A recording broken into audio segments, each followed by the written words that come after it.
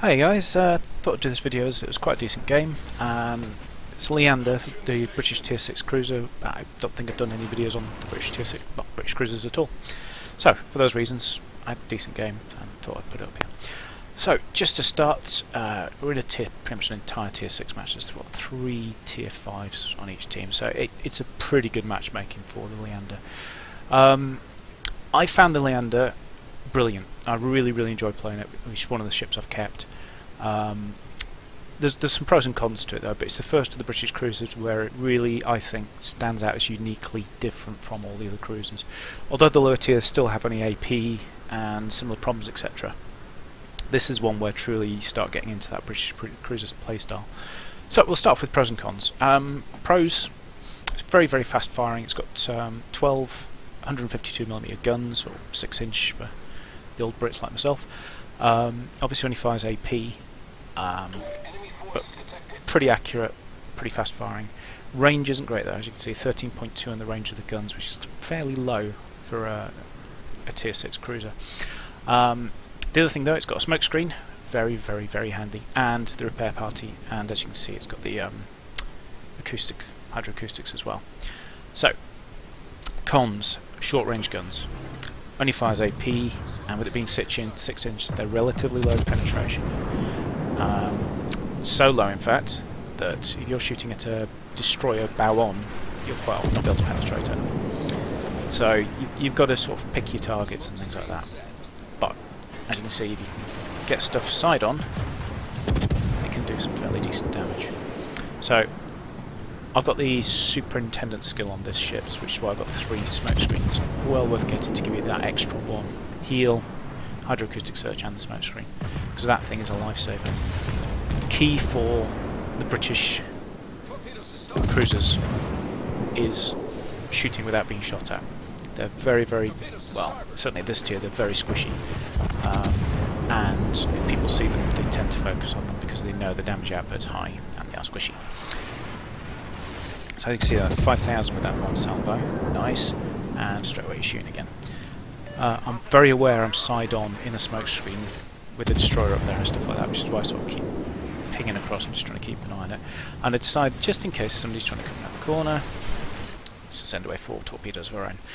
The 2 launch things for the torpedoes, you either fire all 4 in one spread, or you can do it independently like that. I tend to fire them independently like that. I don't know why, I just do. So we're up against the grass cruiser. Not really nailing him at the moment, but we're starting to chip away his health a bit. Our smoke screen's starting to come off 17 seconds, so what I do is, while on the reload, I'm jumping from my smoke screen to a neighbour's, which is a slightly safer position anyway. Thank you very much, and carry on with laying down some hurt. So, cons of the ship, like I said, the AP. If you've got something bow on, you can really struggle to hurt it. Even destroyers and stuff like that. But if you get side on, it can be extremely decent. Some battleships, even side on, can be a handful. That's where you're really going to struggle as battleships. But against cruisers and destroyers, this thing is very effective. It's nippy. It's got very good camouflage rating. You see on the numbers there, it's well, not at the moment, but it's 10 kilometers. I can't remember whether I've got the camo skill on this or not. I think I might do, but it's got the best camo rating of any of the Tier 6 cruisers, and that really helps it with the staying hidden while shooting stuff.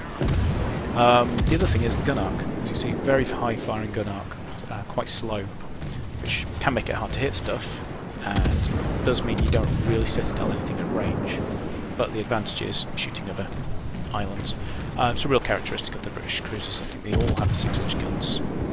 They just get slightly better penetration as they go up and stuff, but they've all got this ability to arc the shots and really use the islands. So yeah, it's a nice kill. That was the de Grasse gone, and we're now going to go to the Pensacola, which was the first guy we shot at. Bit of a game changer, suddenly spotted by an aircraft, which is annoying, because everything's hidden by that island. I'm in a really nice position, apart from that damn spotting aircraft. Yeah, and suddenly I've got 2 ships shooting at me now. That's the Tier 1 skill. Very useful to have, this cruiser.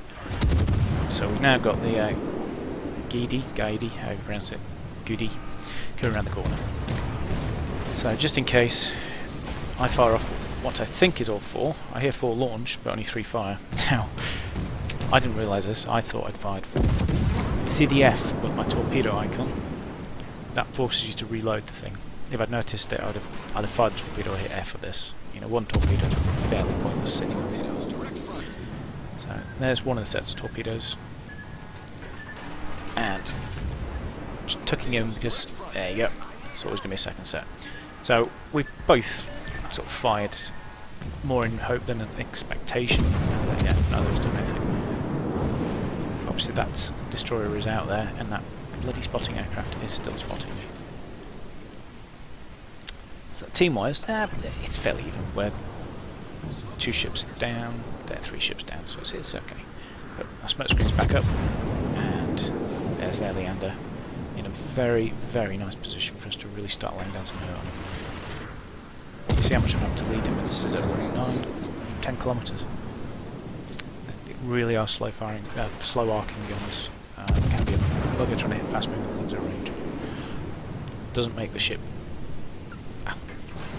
It adds a layer of challenge to the ship, but it's still a very good ship. You just makes it a bit more challenging sometimes. So just having a quick look around. That Gaidi's just not reappeared at all, and I'm just sat side on in a smoke screen. I'll be honest, I'd kind of forgotten about Gaidi. I assumed he'd gone off after our battleship to the east. And yeah, all I'm doing is just moving position, just in case somebody starts shooting at where I was, or torpedoes at where I was. It's not a bad thing to do if you're in the smoke screen, is just wiggle backwards and forwards a bit. Just makes it a little bit harder for people to get straight on. So I can see roughly where he is, but I'm not very good at shooting with smoke. I think I'm possibly firing a little bit too far to the left on that first volley. That second one looked better, but yeah, one hit. He's there somewhere.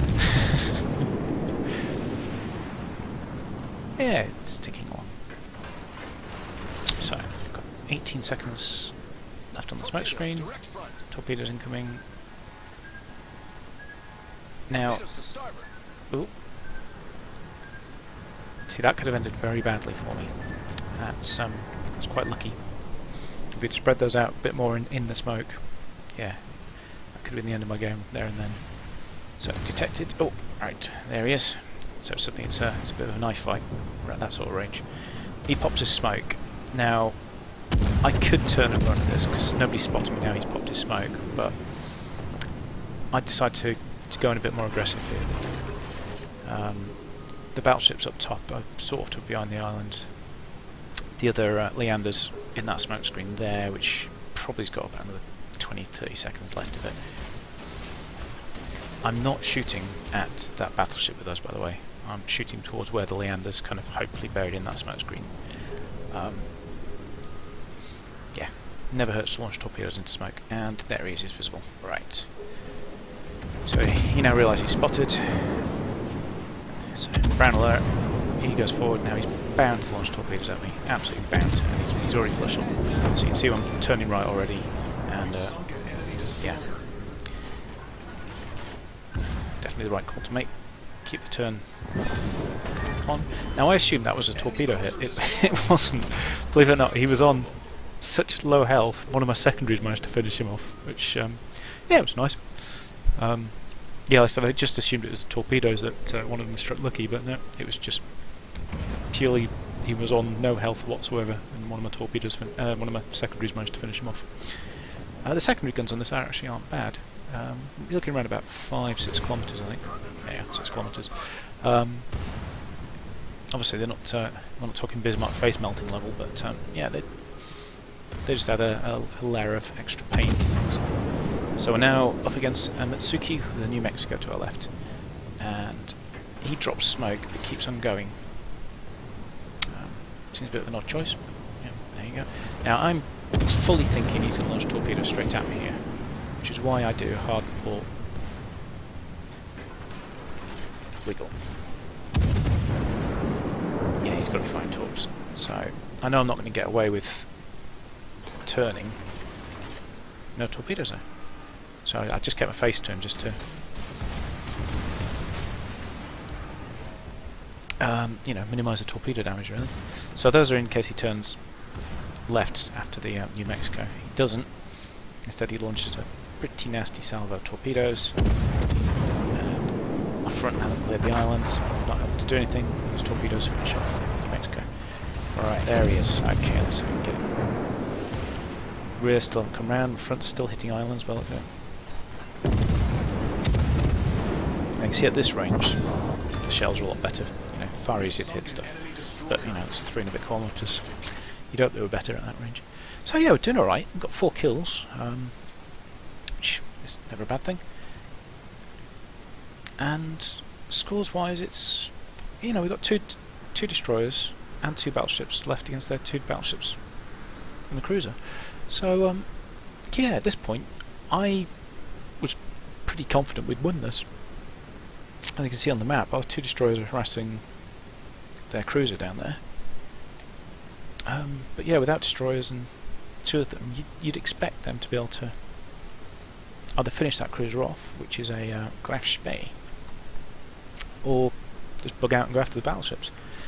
And yeah, especially an Anshan and a Kamikaze R, that's a really good destroyer. Tier 5, isn't it? Yeah. Yeah, very hard to detect. Quite nasty torpedoes. Yeah, so obviously I'm trying to make my way, but yeah, 50,000 damage in a tier 6 game's not bad. 4 kills, quite happy with. A couple of medals. Yeah, if the game ended now, I would have considered myself quite happy with it.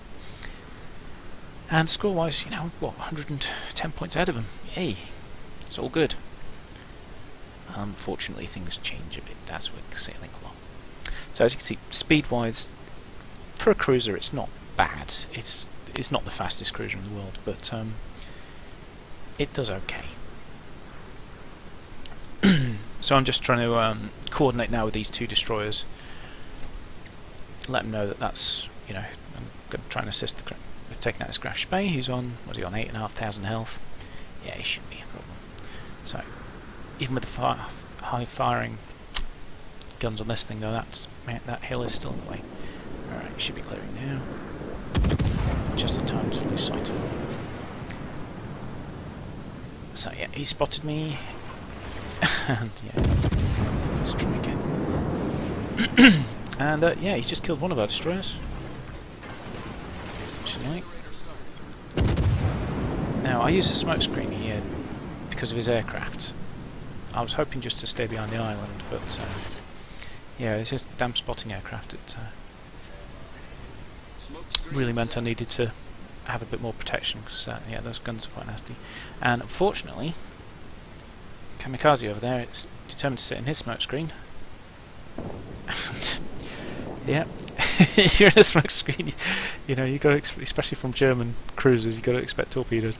So really nice AM torpedoes, and yeah, suddenly it's a 1-on-1, and we're behind on points now. Bit of a game changer. This Graf Spee played really well. So I wait till he goes behind the hill, blind fire at where I expect him to be, knowing that he shouldn't be able to see me with that shot. So yeah, there's another 2,500 damage. That was a really nice hit. And I'm thinking at the moment that I'm going to bug out, try and support the guys north. But looking at the scores and looking at the time, I've got 6 minutes. I'm not confident. Our guys are, you know, he's on full health, etc. So you can see I'm sort of wavering between the 2 until I finally think, no, bugger it. I've got to try and pull them back towards the base and try for cap. And, you know, they either ignore me and I get a cap and win, or they turn around, they come back, and you know, maybe I can get some damage on them that way rather than spending 2-3 minutes trying to come around this mountain, island, or whatever to get my guns on them. So that's the plan, and I'm thinking just see what the Graf Spee is up to. I know he's low in health, but he may have repairs left, heals left. But he may come in for me as well. And if he's coming in at me, then torpedoes are an option. 8-kilometre torpedo range once you've upgraded the torpedoes on this. So yeah, they're quite decent. fairly fast travelling, etc. So there's the bad boy. What else is he on now then? So he's on 3,200, so it looks like he hasn't got a heal left. And he is not aiming directly at me. He's expecting me to be further east by those things. So I'm umming and ahhing as to whether I stay hidden, force him to come north. But he's side on, it's not going to get better than that. I decide, bugger it, I've got to give it a go. Straight away turns and starts putting some very accurate shots at me. Now, with the AP guns, you really got to hit the superstructure. You know, you're not obviously going to penetrate bow or stern, especially not at this angle. But the good thing is, with it being coming in from quite a sharp angle, you got every chance of hitting the superstructure on it. But I can't really expose the citadels. Leander, especially to AP rounds, which is what he's firing. You know, 1 or 2 big hits and it's game over. Now this caught me by surprise. I didn't realise he'd launched 8-kilometre range. He's 9.5 kilometres away. Hats off to him. That was really good, intelligent play. Not just in launching, but knowing that because I'm heading towards him, that 1 kilometre extra would be covered by me getting towards him. So he got a bit lucky in hitting me. Bear in mind I was straight on at him, but yeah, it's good skills. So yeah, there's the Kraken. Yay! Finally get him. He did maul me though. I mean, that's, you know, half my health he took off. And he was on, what, 5,000 when I started that little run, if that? Yeah, you know, it's... I know the Graf Spee is a powerful cruiser, but... yeah, that was... could have been quite nasty if he'd managed to citadel me. It could have, yeah, been game over. So, in the meantime, while that was going on, we've lost another ship, such as me in the October Revolution, or whatever it is. Which, if I remember rightly, I think it was in was it September or November it was actually in, because of the Russian calendar being different. Anyway, so yes, October Revolution versus a New Mexico and a Koenig, and yeah, he's not in a good way. 7,800. I don't want to leave the cap. We're down to 2.5 minutes. I know that they can't get to me in that time. We've won this as long as I get the cap. If I leave the cap, we've lost it. You know, simple as that. We're 3 points behind.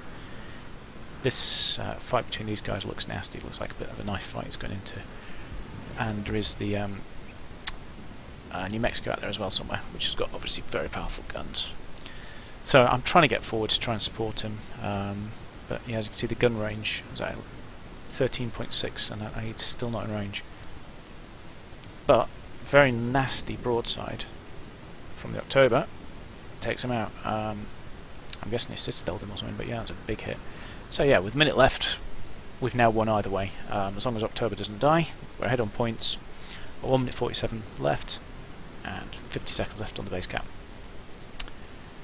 So yeah, it's all good. Is it worth leaving base and seeing if this guy comes round? Probably not, because why chance it? And yeah, the odds of me killing a New Mexico that's on probably pretty high health if I remember rightly.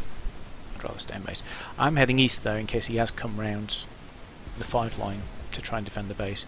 Hopefully I'll spot him before he sees me, and it'll give me a chance to use that island in between while running south to stay alive for the remaining 20 seconds.